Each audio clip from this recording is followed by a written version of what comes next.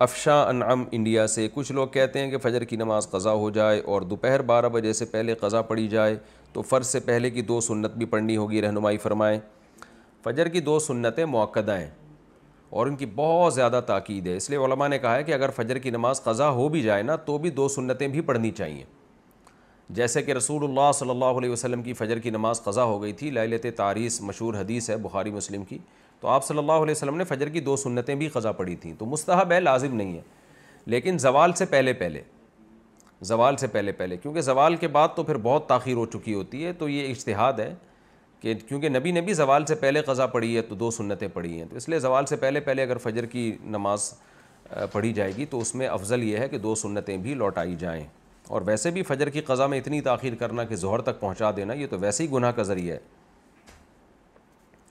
خدیجہ اقبال پاکستان سے، ایک دینی گفتگو کے دوران میرے شوہر نے کہا کہ قرآن کی حفاظت کا تو اللہ نے ذمہ لیا ہے، لہذا وہ تو مکمل طور پر محفوظ ہے، مگر حدیث چونکہ انسانوں نے محفوظ کی ہے لہذا اس میں تبدیلی اور تحریف کا امکان ہوتا ہے، رہنمائی فرمائیں کہ حدیث کا کیسے معلوم ہوگا یا کہ صحیح ہے یا نہیں، یا کسی انسان نے خود سے بنا لی ہے۔ دیکھیں، قرآن کی حفاظت کا اللہ نے وعدہ کیا اور ساتھ ساتھ اسلام کی حفاظت کا بھی اللہ نے وعدہ کیا ہے، کیونکہ آخری دین اسلام ہے، تو اب اسلام کی حفاظت جن چیزوں پر موقوف ہوگی، یعنی جن چیزوں کے محفوظ رہنے سے اسلام محفوظ رہے گا وہ تمام چیزیں محفوظ رہیں گی۔ تو حدیث اسپیسیفک کسی خاص حدیث کے بارے میں تو کہا جا سکتا ہے کہ اس میں ہو سکتا ہے راوی سے غلطی ہو گئی ہو، یا یہ حدیث کے راوی نے جو ہے وہ غلط بیانی سے کام لے لیا ہو، کسی خاص حدیث میں تو یہ بحث ہو سکتی ہے، لیکن اوور آل حدیث کے مجموعے کے بارے میں یہ کہہ دینا کہ یہ محفوظ نہیں ہے اور اس کی حفاظت اللہ نے اپنے ذمے نہیں لی ہے، یہ غلط ہے۔ وجہ اس کی ہے کہ اگر حدیث کی حفاظت اللہ کے ذمے نہ ہو، علی الاطلاق یعنی قرآن کے تو ایک ایک حرف کی اور ایک ایک آیت کی حفاظت اللہ نے اپنے ذمے لی ہے، حدیث میں ایسے نہیں ہے کہ یہ والی حدیث کی حفاظت بھی اللہ نے اپنے ذمے لی، وہ والی حدیث کی بھی، لیکن مجموعہ حدیث کی جو حفاظت ہے جس سے اتنی حفاظت جس سے اسلام کے بیسک احکام محفوظ رہیں، وہ حفاظت اللہ کے ذمے ہے۔ تو اس لیے حدیث ظنی ہے، لیکن کوئی یہ کہے کہ ساری حدیثیں میں نہیں مانتا، سب ضعیف ہیں، یہ گمراہی ہے، کیونکہ یہ قطعی چیز کا انکار ہے۔ تو اسپیسیفک کسی حدیث کے بارے میں اگر کوئی محدث کہہ دے کہ میری نظر میں یہ صحیح نہیں ہے تو یہ تو گمراہی نہیں کہی جائے گی، لیکن ہر صحیح حدیث کے بارے میں کوئی کہتے کہ میں جیسے منکرین حدیث کہتے ہیں حدیث ہم تک باوثوق ذرائع سے نہیں پہنچی لہذا حجت ہی نہیں ہے، تو یہ گمراہی ہے۔ ہم تک باوثوق ذرائع سے پہنچی ہے، ثقہ لوگوں نے منتقل کی ہے، اسماء الرجال کی پوری بحث محدثین نے مرتب کی ہے، یہ بات درست ہے کہ حدیث میں غلط بیانی کا امکان ہے، لیکن اس امکان کو محدثین نے ہائی لائٹ کر دیا ہے، تبھی تو حدیث کی قسمیں یہ صحیح لذاتی ہے، صحیح لغیری ہے، حسن لذاتی، حسن لغیری ہے، ضعیف، حسن، یہ ساری جو اقسام ہے احادیث کی، موضوع حدیث ہے اور معلول حدیث ہے، شاذ ہے، منکر ہے، یہ ساری اقسام تبھی تو کی ہیں کہ حدیث میں صحیح اور ضعیف کی لوگوں کو پہچان رہے،